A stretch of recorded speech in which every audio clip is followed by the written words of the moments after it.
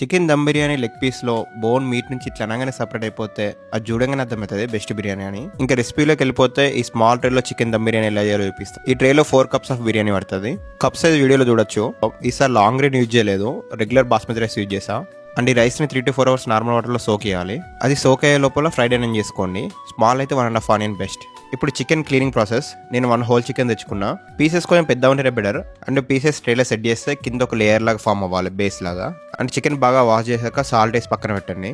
Salt మీట్ని soft చేస్తుంది. And నా masala making process. ఇది చిన్న ట్రే కదా, ఎక్కువ మసాలాస్ తీసుకోలేదు. లైట్గా ఫ్రై చేసి ఈ స్పైసెస్ని గ్రైండ్ చేసా. Again masala powder full soft అవసరం లేదు, కొంచెం రఫ్గా ఉన్నా పర్లేదు. 1 to 2 hours తర్వాత చికెన్ ఇట్లా వాటర్ లేకుండా క్లీన్ చేసుకొని టోటల్గా డ్రై చేసుకోవాలి. ఆ డ్రై చికెన్ మీద మసాలాస్ యాడ్ చేయడమే. ఇంట్లో వేసిన బిర్యానీ మసాలా, పసుపు, ఉప్పు, కారం, ధనియా powder, pepper powder, ginger garlic paste. మీకు డబుల్ మసాలా ఇష్టమైతే బనీనవాబ్ చికెన్ మసాలా కూడా యాడ్ చేయండి, వేరే బ్రాండ్ అయినా పర్లేదు.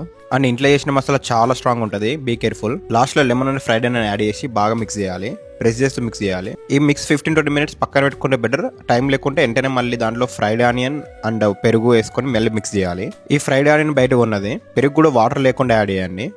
కొంచెం సాలిడ్ పెరుగు అయితే బెటర్. ఈ చికెన్కి లాస్ట్లో నెయ్యి టచ్ అప్ చేయండి మీకు తగినంత.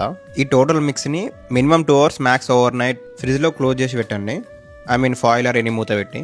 Now comes to rice pot. ఒక గిన్నెలో వాటర్ తీసుకొని అందులో సాల్ట్ చాలా ఎక్కువ యాడ్ చేయండి, ప్లస్ స్పైసెస్ కొన్ని like elaichi, cinnamon, cloves. And నేనైతే చిల్లీ, మింట్ అండ్ కొత్తిమీర కూడా యాడ్ చేస్తాను. నెయ్యి అండ్ సాజీరా కూడా. అండ్ ఆ వాటర్ బాయిల్ లోపల సైడ్కి మింట్ను, సిలాంత్రోని చిన్న చాప్ చేసుకోవాలి, చాలా చిన్నగా. దాన్ని తీసుకెళ్ళి మనం ముందు మ్యారినేషన్ చికెన్కి యాడ్ చేయాలి. అండ్ వన్స్ వాటర్ బాయిలింగ్ పాయింట్కి వచ్చాక, రిమెంబర్ బాయిలింగ్ పాయింట్కి వచ్చాకనే రైస్ యాడ్ చేయాలి.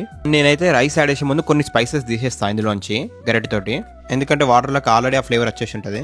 తినేటప్పుడు ఈజీగా తినొచ్చు, కానీ ఈసారి తీయలేదు, వీడియో వల్ల కొంచెం ఇబ్బంది అయింది. అండ్ నవ్వు రైస్ యాడ్ చేసి on top of it lemon కూడా యాడ్ చేయండి. అండ్ నవ్వు ఈ మిక్స్ని స్లోగా కింద పైన కలుపుతూ ఉండండి. రైస్ ఈజీగా బ్రేక్ అవుతుంది, సో మెల్లగా కలపండి. వన్స్ రైస్ ఇట్లా 40 or 50% కుక్ అయ్యాక ఓవెన్ ప్రీహీట్ స్టార్ట్ చేయండి 450 degreesకి. మీకు చూస్తే కొంచెం ఐడియా వస్తుంది. వన్స్ రైస్ ఇట్లా 60% బాయిల్ అయ్యింది అనిపించినప్పుడు మన మ్యారినేషన్ చికెన్ పక్కన పెట్టుకొని ట్రాన్స్ఫర్ చేస్తూ ఉండండి. మీరు కంప్లీట్గా ట్రాన్స్ఫర్ చేసేలో కూడా రైస్ 80% కుక్ అయిపోతుంది పైన లేయర్. ఈ ప్రాసెస్ కొంచెం క్విక్ చేయాలి, ఎందుకంటే రైస్ ఓవర్ కుక్ అయిపోతుంది అదర్వైజ్. నా చేసినందుకు స్టవ్ ఆఫ్ అయ్యి లో ఫ్లేమ్లో పెట్టుకోండి ఈ పాయింట్కి వచ్చాక.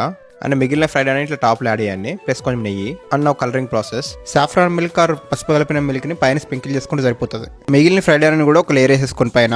అండ్ నాప్కిన్ తడిపి పిండేసి దాన్ని రైస్ మీద వేయండి, సో రైస్ ఎండిపోదు. ఓవెన్ ప్రీహీట్ అయిపోతే ట్రే అందులో పెట్టేసి ఫుల్గా కవర్ చేయండి. 2 layers ఆఫ్ ఆయిల్ వేసి టైట్గా కవర్ చేయండి. 450 హీట్ మీద 30 minutes అండ్ 325 హీట్ మీద 1 hour వేసేస్తే బిర్యానీ రెడీ. తీసే ముందు 15 minutes ఓవెన్ ఉంచండి. ఫాయిల్ ఓపెన్ చేసే ముందు హీట్ పడుతుంది, హ్యాండ్స్ జాగ్రత్త.